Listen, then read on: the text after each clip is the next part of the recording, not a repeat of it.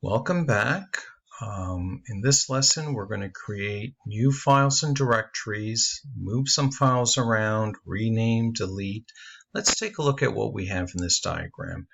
We have our root right at the top of our diagram, or right at the top of our tree. We have home and etc. and many other top-level directories that are not listed here. What we want to do in this exercise, and you should follow along with me, is we want to start by creating this DR1 and DR2 first, and then create a file right underneath it. Files and directories are distinguished by shape. In this case, my directories are circles, and my files are rectangles. The command to create a new directory is mkdir, and the command to create a new file is touch. So let's go to the root of our directory. When you start, you're probably in your home directory. So do a cd first and go to the root, cd root. When you're in the root, you type mkdir and the name of the directory you want to create. But before you do that, look at the user you're logged on as. You need to be a super user to be able to create in root. And if you don't believe me, let's switch user. Let's go back to user 1. And let's try to create a directory as user 1. mkdir. And we're going to create dr1. That's the directory. And I get an error message. Permission denied. So it looks like you have to be a super user. So let's try this again. su, enter the super user's password, secret, and now I believe we can create that directory, dr1. If I type ls, I can see all the directories we had there before. And on top of that, there should be a dr1 as well. And did I make a mistake here?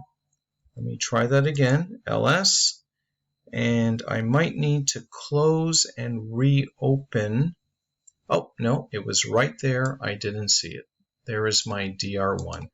Now, let's create our dr2. Our dr2 is going to be inside dr1. Now, how do we do this?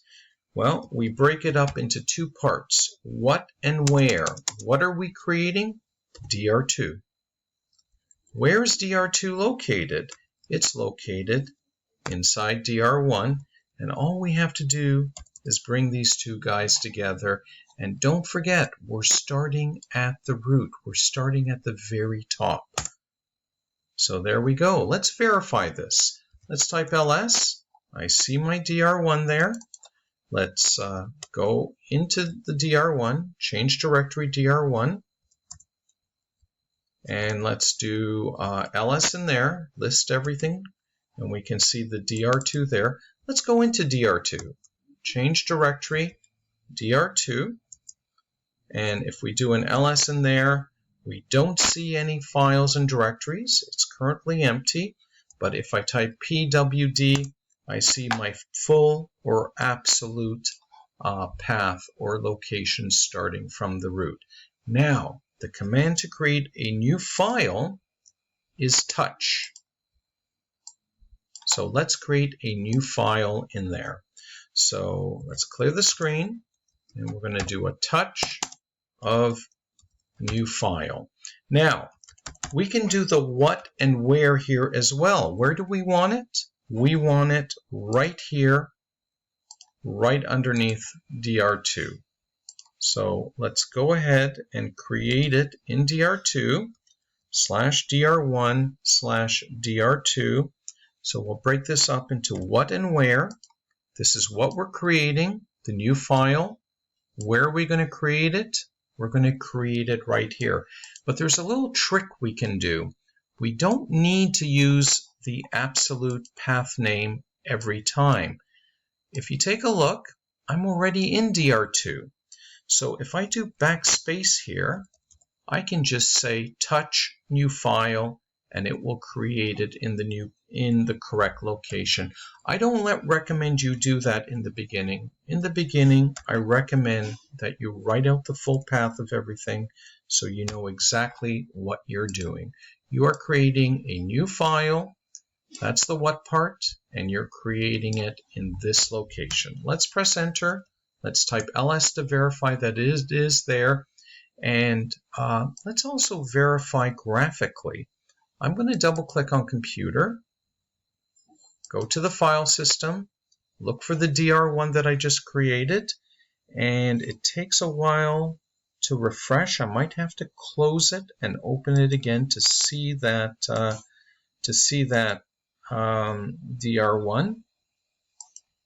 Okay, let's open it again. It does exist. It's a little bit slow in refreshing, and sure enough, there is our DR1. I double click. There is our DR2. I double click, and there is the file. And you can see the path up here as well. New file, inside DR2, inside DR1, inside root. So that is creating a new file with touch, a new directory with mkdir. Let's take a look at copying files. So I'm going to copy all files from the etc directory. Okay, let's go to etc right now. Change directory /etc. And let's look at the files in there to get an idea of what we want to copy. So I see a lot of files in there. Let's say I want to copy all the files that begin with the letter H. And you can see here we have a number of files on the left side that start with the letter H. So I can copy them one at a time. Copy hosts.conf and then press enter and do it again. But let me show you a little trick. You can just do copy H star. The star means anything after the H. Okay, that's what I'm copying. Where is it currently located? Those H files are located inside etc. And what is the target or destination? I want to copy those files to /dr1/dr2. So let's take a look at this. We're copying all files that start with H to DR2. So we press enter, and it omitted a couple of files. It actually omitted directories, but don't worry about that. We can force it to copy the directories as well if we want, but for now all we want to do is copy files, not the directories. And if I go to my DR2 again and I look inside, I now have a bunch of files that start with the letter H. So that is copy. How about renaming? To rename, we use the mv command. Okay, and mv is probably one of the harder commands in Linux. Mv will do two things. It will rename and it will move. Let's start by renaming with the mv command, and later we'll see how we can move with it. So let's clear the screen, go back to the dr1/dr2 directory. Let's take a look. Oops, what happened there? Let me do that again. Now, you notice I didn't type dr1. I left out the 1. Here's a little trick. I'm going to press my up arrow, and that lets me get the previous command back very quickly. So find the up arrow, and you'll be able to scroll through your previous commands. Let me put the 1 in there. So I'm going to change directory, dr1, dr2.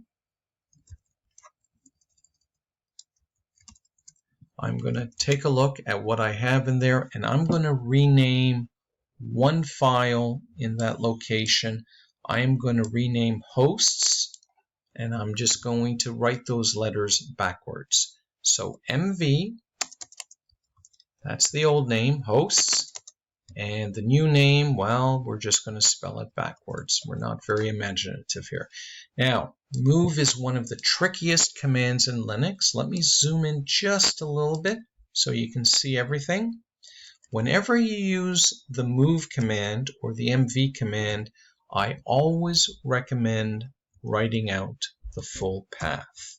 Don't take any chances with mv because we get a lot of unpleasant surprises. So hosts is what we're moving, okay, or what we're renaming rather. It's located inside DR2, and I'm also going to write out the full path for the new name. So the new name is going to be host written backwards, and my advice, when you use mv, write out the full path for both the source and target. So let's do ls. We see there's no more hosts in there. It has now been renamed. Now, this command, like I said, it's a tricky command. It renames, but it will also move. Suppose instead we have a directory there. We have a directory called dir3. Make dir dir3. And now, if I type ls, I see that this directory here is in blue. I want to move that file, not rename. I want to move it to this new location. I'm going to use the same command. mv, that's right, mv can rename and it can move. So let's use the same command to move. So what are we going to move? We are going to move this file right here, and we're going to move it to this directory over here. So stsoh, what and where, don't forget, /dr1/dr2, that's where it's currently located. And where am I going to move it to?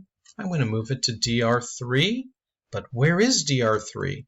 dr3 is inside /dr1/dr2. And let's press enter. When I type ls, that file is no longer there. When I go into DR3, I now can see where that file went. So we're almost done here. There's one more thing that we want to do, and that is delete. And we have two delete commands. To delete a file, we use rm, and to delete an empty directory, we use rmdir. So let's quickly do some deleting. So rm stsoh, that's the file that we just moved here. Let's press enter. We're prompted, are you sure you want to delete it? Press yes, Y for yes, N for no. Now let's type ls, and that file is gone. Let's go up one directory, change directory ... ls to delete an empty directory. DR3 is now empty. We do rm dir, and then we type the name of the directory we want to delete. Let's type ls, and we can see that directory is no longer there. Let's go to the root, change directory, root, clear the screen. Now we want to delete dr1. Now, dr1 is not empty. So when I do rm dir/dr1, look at the error message I get. Okay, this command here will only delete an empty directory. So I have two options here. I can either delete everything in there, or I can use this special trick, rm-rf/dr1,